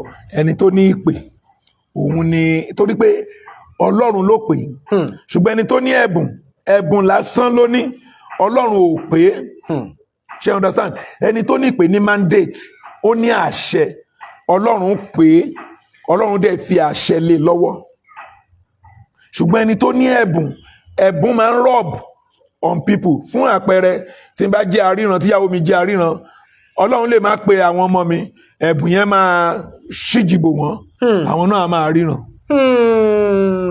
Ọlọ́run lè máa pe àwọn ọmọ ẹ̀bùn yẹn á ṣìdìbò wọn àwọn náà máa ríran. so ọ̀pọ̀lọpọ̀ tí à ń rí nínú ìjọ ní ayé ìsìn yìí àwọn tó yẹ pé ẹ̀bùn bàbá wọn tàbí wọ́n fún àpẹẹrẹ ń sìn yìí ní ìjọ tí wọ́n ti máa ń ṣe ìpàdé alóore ìpàdé ẹlẹ́mìí ẹni tí òun ṣalóore ó ń bá wọn pé ẹ̀rí pé tó fi máa tó bí sáà kan òun náà bẹ̀rẹ̀ sí máa gbọ̀n ẹ̀bùn yẹn máa rọ́ọ̀bù lára ẹ̀ ó máa rọ́ọ̀bù sí bí ìgbà tí èèyàn fi ara kó nǹkan lára èèyàn bí ìgbà tí èèyàn fara kó ẹrẹ̀ nìkan. bẹ́ẹ̀ ni so ẹ̀bùn yẹn máa rọ́ọ̀bù on that person ẹni náà bẹ̀rẹ̀ sí máa fèdè fọ̀ abẹ̀rẹ̀ sí máa tá a bá ṣọ́ra a máa sọ di wòlíì tá a bá dẹ̀ tó wá lọ sọ di wòlíì wàhálà dénú ìjọ torí kò ní ìpè. tá a bá ṣọ́ra máa sọ di wòlíì. bẹ́ẹ̀ ni tá a bá dẹ̀ ti sọ di wòlíì wàhálà dé torí kò ní ìpè so kò lè òun lè ṣe rí ọ̀pọ̀lọpọ̀ wọn tí wọ́n ń kú anyhow nítorí pé wọ́n tẹ́rí gba nǹkan tí ó ju wọn lọ. bẹ́ẹ̀ ni ẹ̀bùn ni ọ̀pọ̀lọpọ̀ fi ń operate ìjọ ìgbà mi torí ẹ̀ mi ò envy mi ò jowú ẹnikẹ́ni ẹ máa rí ọmọ tó lòun gbọ́ pé ní àná tó bá ti di òní tó bẹ̀rẹ̀ ìjọ ẹ máa kú ó ṣe yes ẹ̀bùn ni wọ́n fi ń operate yìí náà àwọn yẹn fi operate ìjọ wọ́n fi ẹ̀mí mímọ́ èèyàn lè ní ẹ̀bùn kó má ní ẹ̀mí mímọ́ sáà. èèyàn lè ní ẹ̀bùn kó má ní ẹ̀mí mímọ́. èèyàn lè ní ẹ̀bùn ẹ̀mí mímọ́ kó má ní ẹ̀mí mímọ́. You can have Holy Spirit you can have the gift of the Holy Spirit without having relationship with the Holy Spirit. Ṣé you understand? Ẹ jẹ́ kí n béèrè question kan lọ́wọ́ yín sá atọ́kùn. Ṣé ẹ ti fún oníbàárà lówó rí? Bẹ́ẹ̀ ni mo ti fún oníbàárà lówó rí. Ṣé ẹ̀gbọ́n yín ni? Rárá. Àbúrò yín? Rárá. Dádì yín? Rárá. Bàbá ìyàwó yín? Rárá. Ṣé ẹ mọ̀ rí? Rárá. Kí ló tẹ́ fi fún lẹ́bùn tẹ́ fi fún lówó? Mo fẹ́ ṣàánú ẹ̀ ni. Ẹ kàn ṣàánú ẹ̀ ni. So òun náà bí ẹ̀bùn ẹ̀mí mímọ́ ṣe rí nìyẹn. So ẹlòmíì ní ẹ̀bùn ẹ̀mí mímọ́ ó ń kọjá lọ ló fara kó ẹ̀mí mímọ́ ó rà bàbà nínú ìjọ ló fara kó. So nígbà tó ti fara kó yẹn ẹ̀bùn ni. Ṣé you understand? Bẹ́ẹ̀ kò fi ayé ẹ̀ fún Kristi kò ní Jésù kò ní ìbápàdé pẹ̀lú Kristi. so kẹwàá wo ẹni tó wá ní ìbápàdé pẹ̀lú Kristi tó jẹ́ ọmọ Ọlọ́run lóòótọ́ tó wá ní ẹ̀mí mímọ́ ẹ̀bùn ẹ̀ máa tayọ ó máa ní èso ẹ̀mí so kò ní fi ẹ̀bùn pẹ̀lú kò ní máa lo ẹ̀bùn pẹ̀lú ìgbéraga so gbogbo àwọn tí wọ́n ní ẹ̀bùn tí wọ́n ní ìgbéraga ẹ̀bùn ni wọ́n ní wọn lẹ́mìí mímọ́ torí ẹ̀mí mímọ́ bí ìsọmọ ẹ̀pẹ́ mímọ́ pé ẹ̀mí ìrẹ̀lẹ̀ ni is a gentle spirit ṣe Holy Spirit is meek kì í ṣe proud. So any wòlíì any pastor anybody tó ń gbéraga torí pé ó ní ẹ̀bùn torí pé ó mọ̀ nípa wòlíì torí pé ó lè fèdè fọ̀ torí pé ó lè fàáyà torí pé ó lè sọtẹ́lẹ̀ torí pé ó lè ṣiṣẹ́ ìyanu ó lè lajú afọ́jú torí pé ó lè sọ̀rọ̀ Ọlọ́run lórí àga wàásù torí pé ó lè lé ẹ̀mí èṣù jáde torí pé ó lè kọrin ó ti wá wòye pé ìránṣẹ́ Ọlọ́run lòun ipò ní ẹ̀mí mímọ́ no wọn lẹ́mìí mímọ́ báwo la ṣe mọ̀ ẹni tí ò lẹ́mìí mímọ́ ìwà ti ara nínú ayé ẹni yẹn kò ní fi í lẹ̀ ìwà tí ara wọn máa fara hàn nínú ayé ẹ̀ ìgbéraga ìsọkúsọ ọ̀rọ̀ òdì èébú ìjà kẹmọ gbogbo àwọn ìwà pálapàla yẹn máa kún ọwọ́ ẹ̀ ó máa ṣàgbèrè ẹ tí rí wòlíì tó pé no in fact nínú ìjọ wọn máa tọ́ọ̀chì wọn káàkiri ni bó ṣe ń lọ náà akọrin náà máa lọ sínú so gbogbo ìwà pálapàla yẹn wọ́n mú àìmọye àwọn ìránṣẹ́ Ọlọ́run tó jẹ́ pé ìwà pálapàla yẹn ni wọ́n ń ṣe tó pé ibi tó bá ti lọ mínísítà báyìí wọ́n máa deposit síbẹ̀ tó bá lọ tán oṣù mẹ́ta tí wọ́n lọ ẹ̀wá rí iṣẹ́ ìyanu ọwọ́ wọn so obìnrin bíi mẹ́ta máa gbóyún dé so síbẹ̀síbẹ̀ ẹ̀mí yẹn ẹ̀bùn yẹn ó ń lò wọ́n ẹ̀bùn yẹn ò fi wọ́n lẹ̀ ẹ̀bùn ni ẹ̀bùn ò nídìí kó fi wọ́n lẹ̀ nítorí pé wọ́n wà nínú ìdọ̀tí so ẹ̀rí gbogbo ìwà ìdọ̀tí yẹn máa kún ọwọ́ ẹni tó yẹ pé ẹ̀bùn ló ń lò ẹni tó jẹ́ pé ẹ̀bùn nìkan ló ní tí ò ní ìbáṣepọ̀ pẹ̀lú ẹ̀mí mímọ́ ó máa gbéraga ó máa sọ̀rọ̀ kò sọ̀rọ̀ tí ò lè sọ kò sẹ́ni tí ò lè bú kò sí èpè tí ò lè ṣẹ́ a máa sọ fún ẹ pé wòlíì lèmi o wòlíì ni mi o èmi ò gbàgbọ́ o. tí n bá bùjú ẹ wà á mọ bó ṣe lọ ṣe kan so gbogbo àwọn nǹkan àwọn ìwà pálapàla àwọn ìwà burúkú yẹn so àwọn tí ò lẹ́mìí mímọ́ so ṣùgbọ́n ẹni tó bá ní ẹ̀mí mímọ́ ẹ rí pé àwọn tó bá lẹ́mìí mímọ́ wọ́n máa ní ẹ̀mí ìrẹ̀lẹ̀ wọ́n máa ní ìpamọ́ra bọ́n bá sọ̀rọ̀ sí wọn tán bá bú wọn wọ́n á kàn fojú fò dá nítorí ẹ̀mí tó wà nù wọn kò ní gbà wọ́n láàyè láti sọ̀rọ̀ ọ̀rọ̀ òdì tàbí láti búyàn tàbí láti ṣépè tàbí láti gbẹ̀san ṣe understand ẹni tó ní ẹ̀mí mímọ́ tí wọ́n bá dìtẹ̀ sí nínú ìjọ ó tún máa dọ̀bálẹ̀ á máa bẹ̀ wọ́n ni a máa bẹ̀ wọ́n ni ṣùgbọ́n ẹni tí ò ní ẹ̀mí mọ́ tó ní ẹ̀bùn ẹ̀mí mọ́ ṣùgbọ́n tí ò lẹ́mí mọ́ tán bá dìtẹ̀ tàbí ká ìbóyá nìkan parọ́ ọmọ nínú ìjọ ó máa fi gégùn ó máa jà àbí kó dalẹ̀ ẹ̀rú kó tó lọ ó máa dalẹ̀ ẹ̀rú kó tó lọ irú èèyàn bẹ́ẹ̀ yẹn tó bá ṣẹ̀ nínú ìjọ tó bá bá wí ó máa bínú lọ kò ní wá sínú ìjọ yẹn mọ́ nítorí pé ó ṣẹ̀ ṣùgbọ́n ẹni tó ní ẹ̀mí mímọ́ ẹni tó ní ẹ̀mí mímọ́ Bíbélì sọ pé ẹnikẹ́ni tí kò bá ti ní ẹ̀mí Kristi òun kì í ṣe ẹni tirẹ̀ so tó o bá ti ẹ̀mí Kristi dẹ̀rẹ̀ ẹ̀mí ìtẹríba ni ẹ̀mí ìrẹ̀lẹ̀ ni so a gbọ́dọ̀ ni.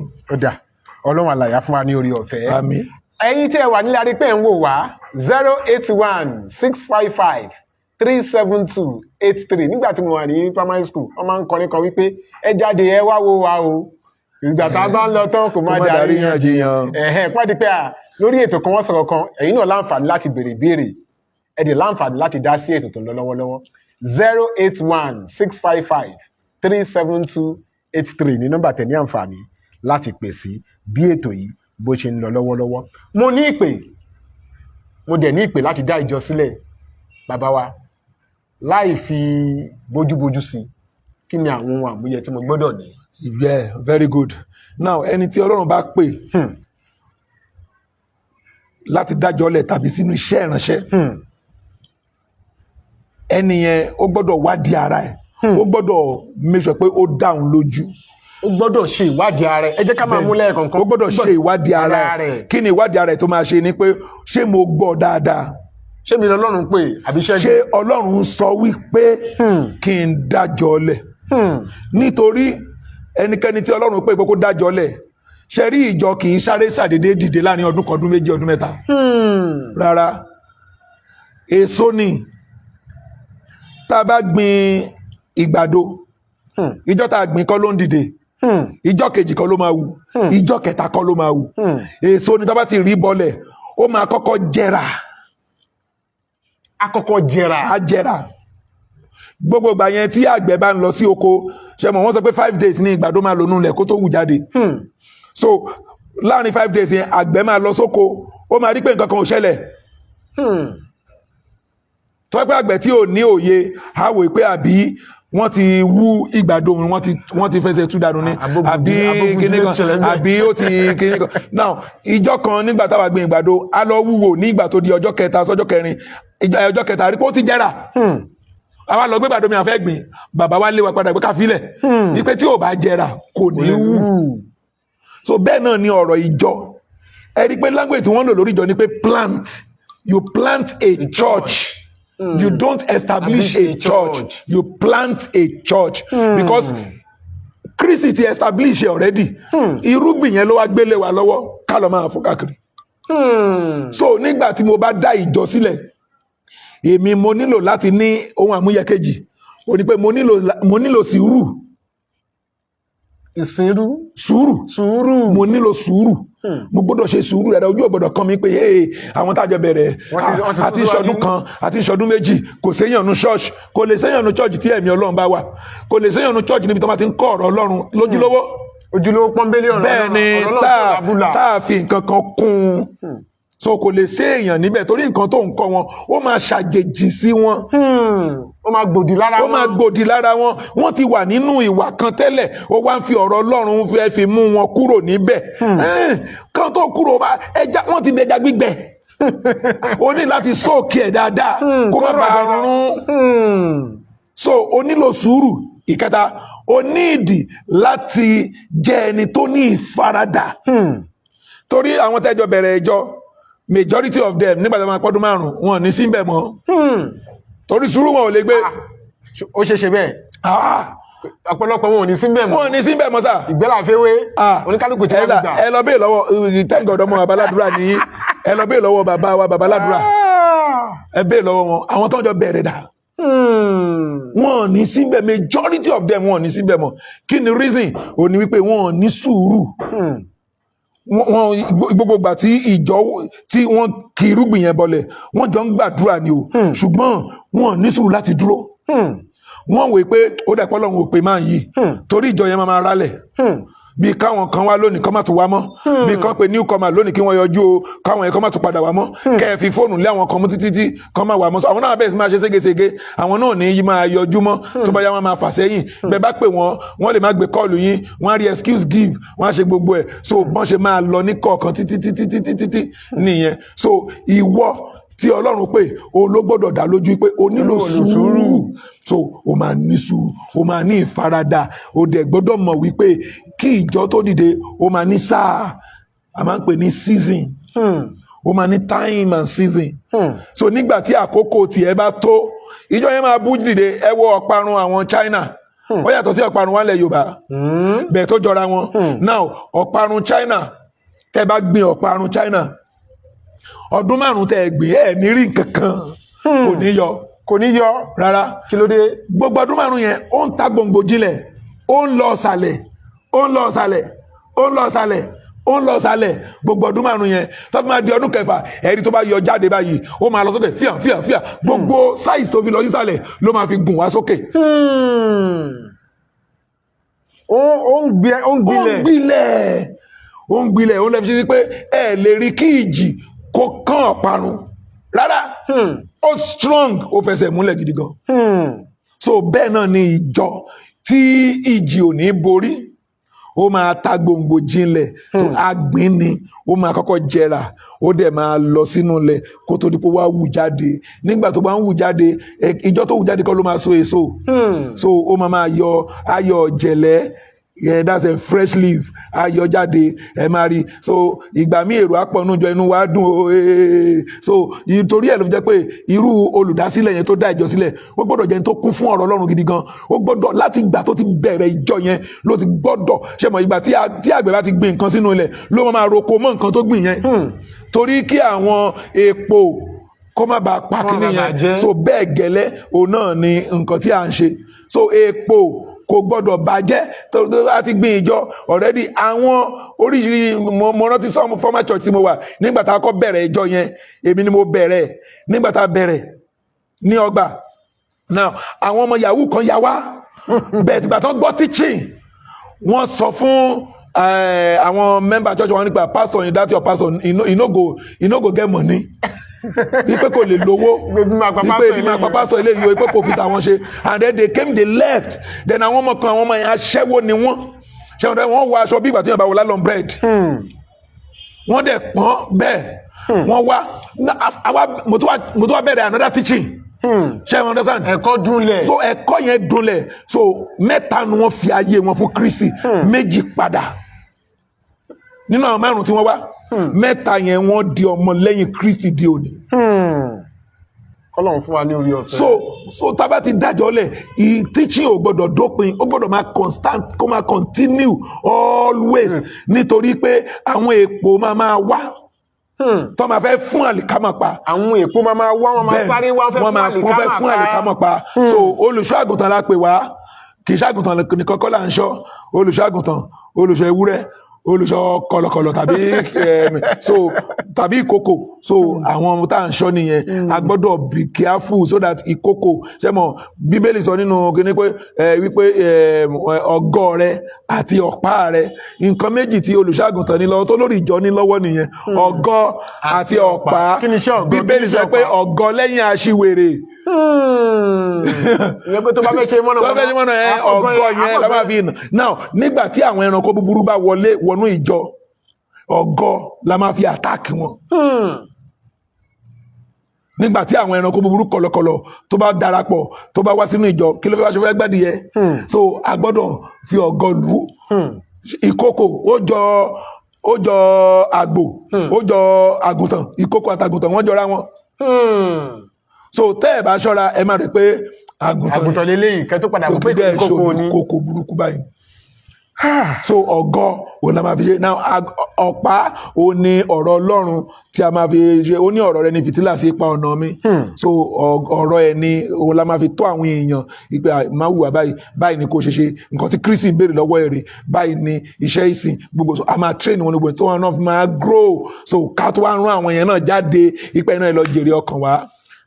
Ọlọ́run alààyè á ràn wá lọ́wọ́. Àmín. Ẹ̀yin èèyàn tẹ́ ń wà nílé ètò àwọn kérúbù ló ń lọ lọ́wọ́lọ́wọ́ ní ìrọ̀lẹ́ òní pẹ̀lú ìránṣẹ́ Ọlọ́run àti olùkọ́ ọ̀rọ̀ Ọlọ́run kan. Olùṣọ́ àgùntàn náà ni wọ́n.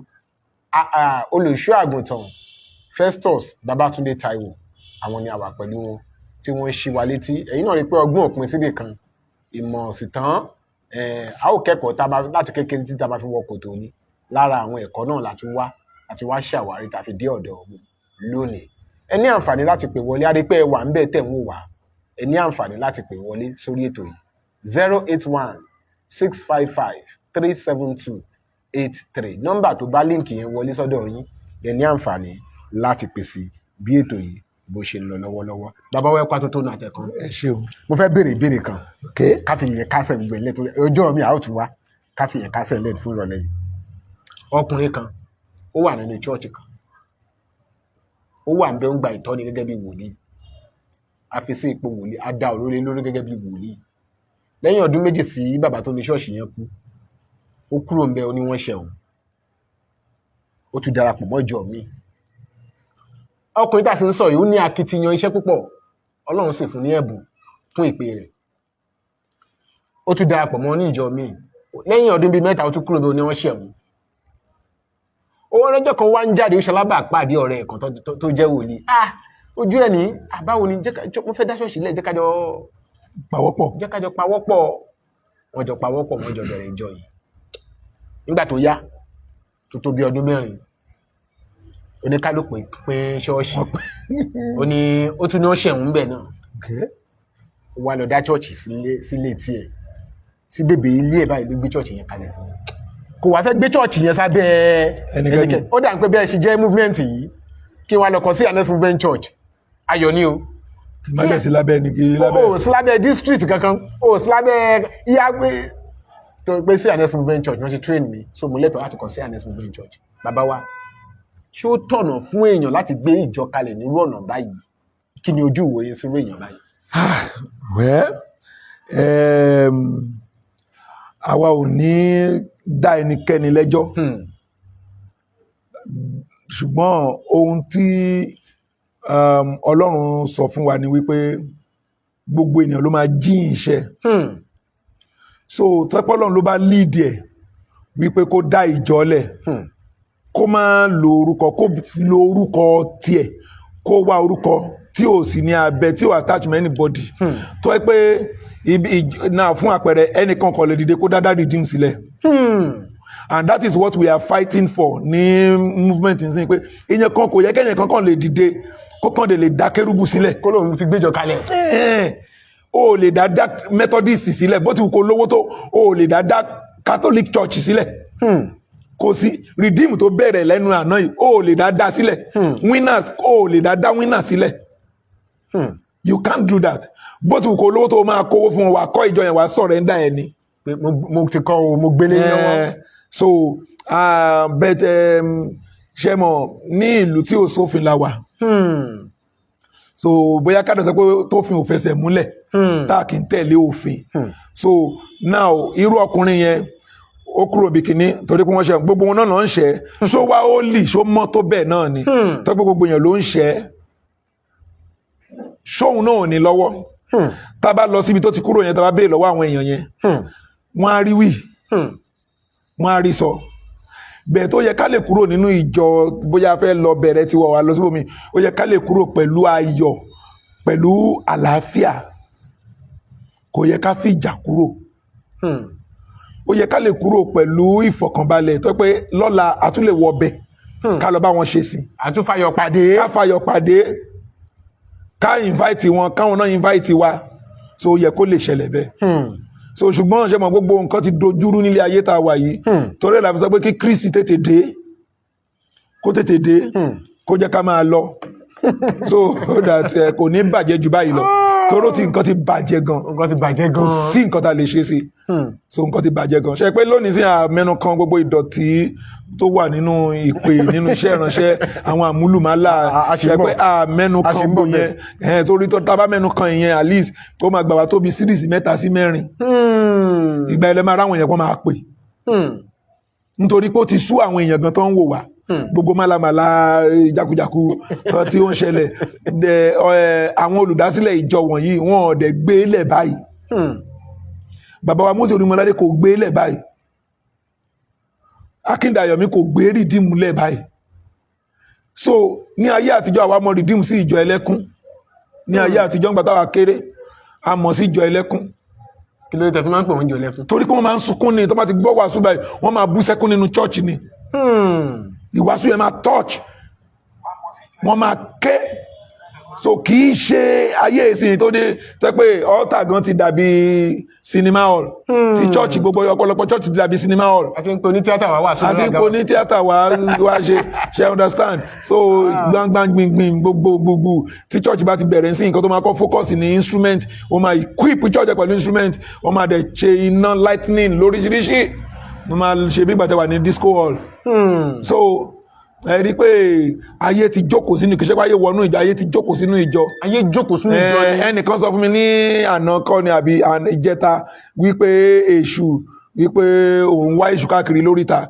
torí a fún wọn ní thesis kan kí wọ́n kọ àwọn master student wa pé kí wọ́n kọ thesis kan so wá ní ṣe pẹ̀lú èṣù wọ́n wá lóun ti wá gbogbo oríta pé òun ò rí èṣù bẹ̀ mọ́ èṣù wà nínú ṣọ́ọ̀ṣì orí pẹpẹ lèṣù jókòó sí ìsinyìí èṣù ò sí ní oríta mọ́ ó ti advance èṣù ló ń control ọ̀pọ̀lọpọ̀ ìjọ so kọ́lọ̀ kó dé kó wá tún ìjọ ẹ̀ ṣe. ẹ fún wa ní díẹ̀ nínú àwọn ìbàjẹ́ tó farahàn nínú ìpè ayé àkókò àwa ilẹ̀ máa ṣú sá. ẹ kàn mú díẹ̀ wá.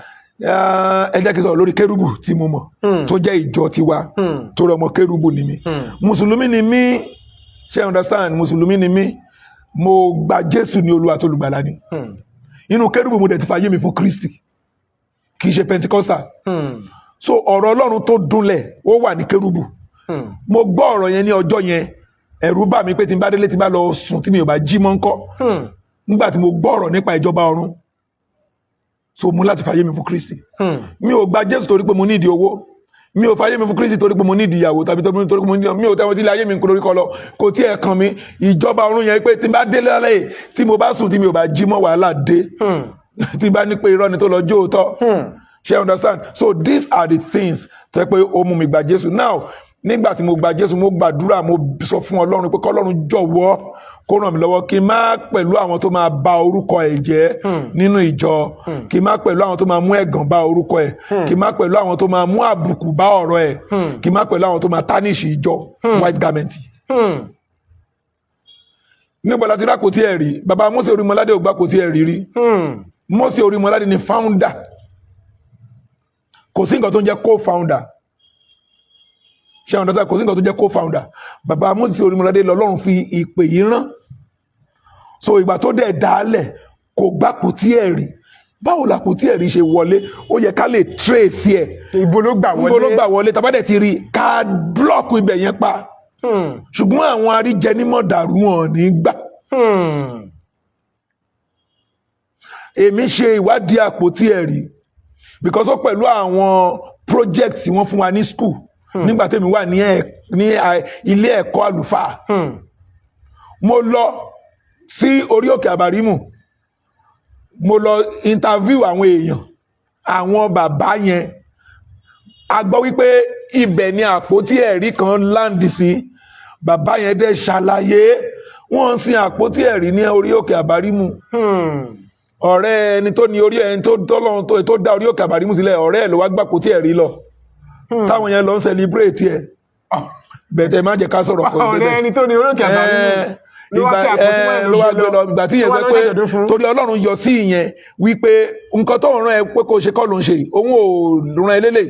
So ó wá sọ fọ́ rẹ pa òun àpótí kan bábábá ìyẹn dẹ̀ yà wá palẹ̀ mọ́. So ó ti dín ńlá báyìí tí yẹn ń jẹun tó ń jẹun lọ. So ẹni yẹn ti kú o, ṣe mọ àwọn yẹn ti kú ìran bó ṣe ń lọ nìyẹn. So number one. Number two, níbo ni a ti rí Holy Mary celebration tá à ń ṣe image Holy Mary tí wọ́n wá ń celebrate láwọn kérúbù kọ̀ọ̀kan?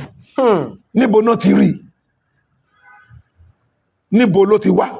Ta ló bẹ̀rẹ̀? Ta ló bẹ̀rẹ̀? Ẹ rí pé the same source tí àpótí ẹ̀rí gbà wọlé, òun náà ni Holy Mary gbà wọlé.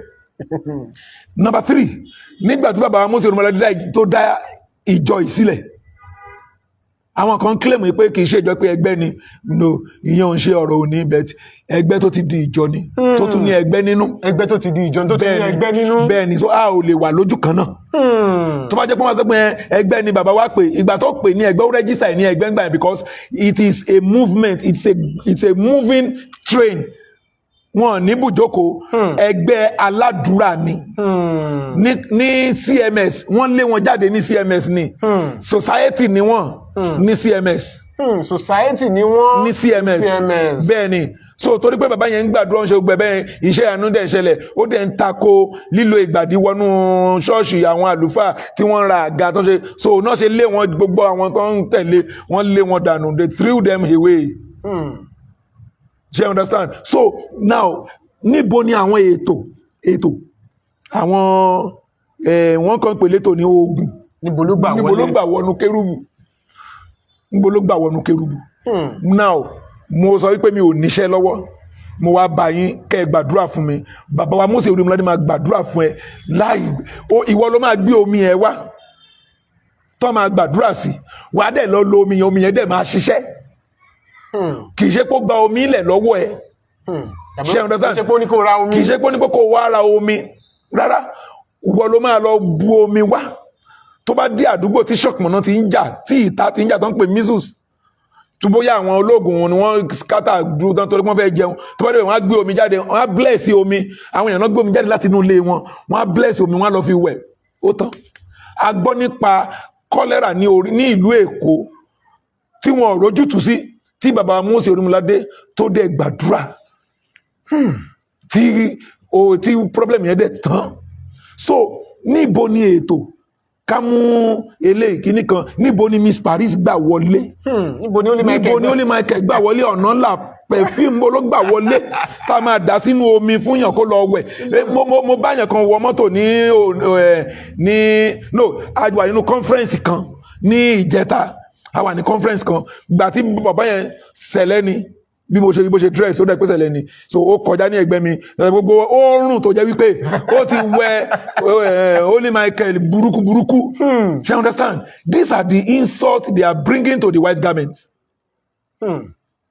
so níbo ló ti wá níbo ni wípé ká pa ẹran ká fi ṣe ìràpadà nígbà tá a kà openly nínú bíbélì wípé ètùtù fún ẹ̀ṣẹ̀ mìíràn kò sí wípé Jésù ni ó ti ṣe ìràpadà àti fi Jésù ṣe ìràpadà wa so kí wá ló dé ó wá gba ẹran lọ́wọ́ mi wá ta ẹ̀jẹ̀ sínú mi kémi lọ́ọ́ fẹ́ jẹ̀wẹ̀ ẹran kọ́ ṣe rí pé wàhálà wa a ti mú iṣẹ́ babaláwo wọ inú kérúbù so ó deep gan Ọlọ́run á ràn wá lọ́wọ́ so torí ẹ̀ ni mo ṣe ìwé kan the true church of God cherubim and seraphim the true church of God cherubim and seraphim so mo sọ àwọn bí Mósè ṣe gbé kalẹ̀ àwọn iṣẹ́ ìsìn wa tó tálì mọ́ bíbélì àwọn nǹkan tá à ń ṣe like dressing wa à ń wọ aṣọ àdúrà à ń lo gadul now a kì í wọ bàtà wọnú ilé ìjọsìn kí ni reasons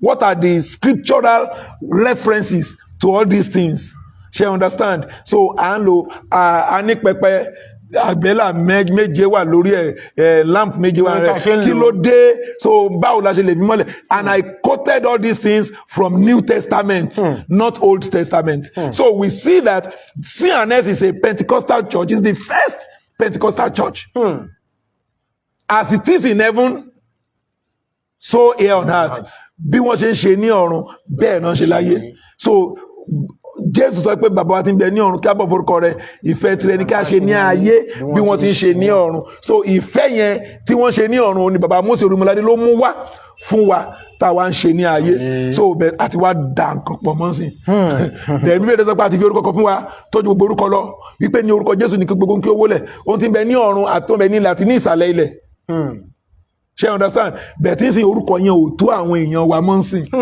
wọ́n ti mú orúkọ wọ́n ti mú àwọn orúkọ mímọ́ àwọn Élì fìjìgbìn Élì wàkúkù ṣe ọ̀rẹ́ wọ́n ti mú mọ́ gbogbo ẹ̀bẹ́ yẹn so ó di pé tó bá fẹ́ gbàdúrà tó bá ti pé Holy Michael wọn ti gbàdúrà. ní ṣókí ká tó máa lọ kí ni ọ̀rọ̀ àmọ̀ràn fún gbogbo àwọn ìránṣẹ́ Ọlọ́run àkókò yìí.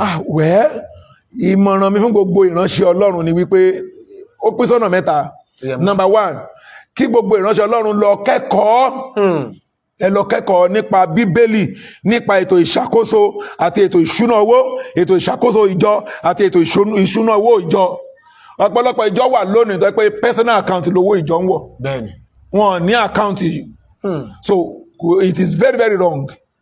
Tí n bá dé ìjọ tí mo fẹ́ fún wọn ní owó tán bá jẹ́ pé àkáǹtì yín dà tán lọ mú àkáǹtì olórí ìjọ wa tàbí àkáǹtì ìyàwó ẹ̀ wá mi ò ní fún un lówó. Kí ló dé? Torí pé kì í ṣe ìjọ ló ń rọ̀nù ṣọ́ọ̀ṣì òun ló ń rọ̀nù ṣọ́ọ̀ṣì so church yẹn ò kì í ṣe church Ọlọ́run church ẹ̀ ni. A church will have an account where 2 or 3 people will be signatory. Ìyẹn ló túmọ̀ sí pé gbogbo àjọ mọ̀ nípa ẹ̀. A máa ń ka oye tá a pa àti oye tá a ná ní Sundays nínú ìjọ wa. Kì í ṣe pé ẹ lè bí mi o èmi mo ní ṣọ́ọ̀ṣì mi. Ẹ̀rọ wọ́n lè wo àkáǹtì Ọlọ́run. so mi ò dẹ̀ lè dá owó gbà jáde mo ní láti seek consent àwọn kan ń pè abẹ́ ẹni tàjọ máa sign so then mi dẹ̀ ní yẹsà ní accountant or ní treasurer àwọn tó máa bèèrè pé kí lẹ fẹ́ fi ṣe bẹ́ẹ̀ ni ó tẹ̀ máa ń kó èrè mi gidi gan kí lẹ fẹ́ fi ṣe now a fẹ́ lọ sanwó àwọn lásà ó sọ fún mi pé kì í ṣe fílẹ̀ náà mo dẹ̀ ráwọn tèmi ṣe understand so ó sọ fún mi pé kì í ṣe fi pé ẹ jẹ́ ká ṣe fílẹ̀ náà wípé lówó yẹn ní ok.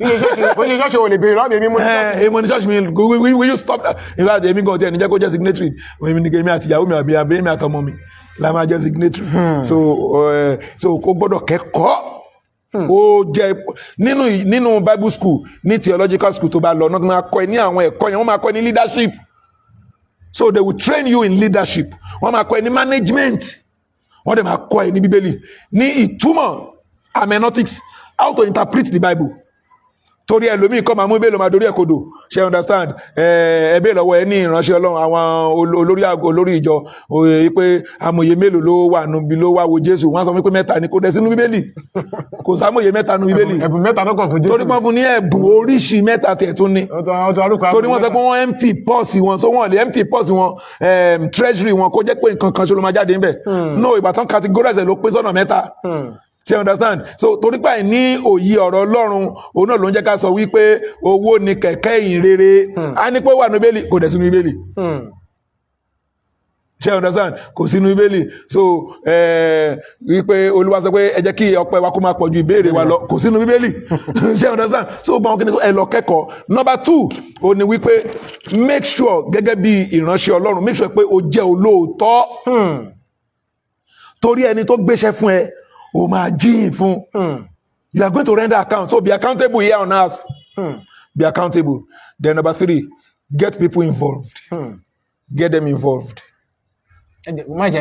má jẹ́ aládàáṣe ìwọ ló máa ṣe Sunday school ìwọ ló máa preach ìwọ ló máa lead choir ìwọ ló máa lead orin ìwọ ló máa gbá aago ló máa lù ìwọ ló máa bọ́ sí di ìlú ìwọ ló máa bọ́ sí di ìfidùrù ìwọ jẹ́ tó bá sí ilé ṣọ́ọ̀ṣì ò ní move. adúpẹ́ lọ́wọ́ Ọlọ́run tó fún wa lórí ọ̀fẹ́ lónìí a lérò pé gbogbo yín ti gbádùn wa dáadáa gẹ́gẹ́ bí a ti mú wá a tún máa ṣe ìpele kejì pẹ̀lú bàbá wa olùṣọ́ àgùntàn Babátúndé Festus Táíwò a máa ṣe ìpele kejì pẹ̀lú wọn ṣùgbọ́n lẹ́nìí ẹ jẹ́ ká ṣì máa lọ́nà á rí pé gbogbo yẹn wà mẹ́ pẹ̀lú wọn bàbá wa adúpẹ́ lọ́wọ́ yín pé pẹ̀lú àkókò díẹ̀ tí a lè pẹ̀lú yín tẹ̀lé fún wa ní orí ọ̀fẹ́ inú wa dùn láti wà pẹ̀lú yín nọ́mbà wo làwọn èèyàn lè pè sí tó bá ní ọkọ̀ lọ láti bá yín sọ. 080 34 08 22 22 that's 2 mẹ́rin ẹ tún bá ń pè lẹ́ẹ̀kan 080 34 08 22 22 ẹ ti pe Ọlọ́run bàbá Ọlọ́run mo jẹ́ ká fọ Ọlọ́run ẹ̀mí mọ́ sí 080 34 08 22 22.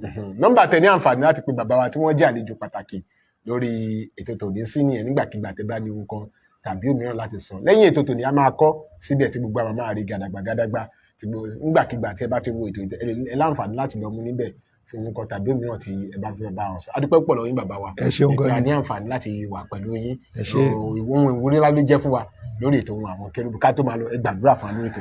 ẹ jẹ́ kí a gbàdúrà bàbá wa àti Ọlọ́run wa adúpẹ́ lọ́wọ́ yín torí pé yín nìkan ni Ọlọ́run wa Olúwa ẹ gba ọpẹ́ wa Olúwa ẹ gba ìyìn wa mo gbàdúrà fún gbogbo àwọn tí wọ́n ń wò wá ní orúkọ Jésù Ọlọ́run kó súre fún yín ní orúkọ Jésù kó dára fún yín gbogbo tó jẹ́ bí ẹ̀dùn ọkàn yín Ọlọ́run kó bá pàdé ní orúkọ Jésù ohun gbogbo tó ń dùn yín lọ́kàn Ọlọ́run kó bá pàdé Ọlọ́run kó kọjú sí yín ṣe lóore àánú kó wá yín rí ní orúkọ Jésù irú àánú tí ẹ tí ì jẹ rí lórúkọ Jésù ẹ lọ rí àánú gbà irú àánú tí ẹnikẹ́ni ò tí ì rí gbà rí lórúkọ Jésù Olúwa kó yọ̀ǹda fún yín ní orúkọ Jésù ọkàn wa kó balẹ̀ ògo Ọlọ́run kó farahàn mo gbàdúrà fún ohun àwọn kérúbù ní orúkọ Jésù ohun yẹn kò ní tán ohun yẹn kò ní dá ohun yẹn kò ní dásẹ̀ ohun yẹn ò ní dòkú ó máa tàn kálẹ̀ sí ní orúkọ Jésù bẹ́ẹ̀ ló máa rí ó máa di ìlú mọ̀ọ́ká gbogbo ayé máa gbọ́ nípa ní orúkọ Jésù Kristi Olúwa wa.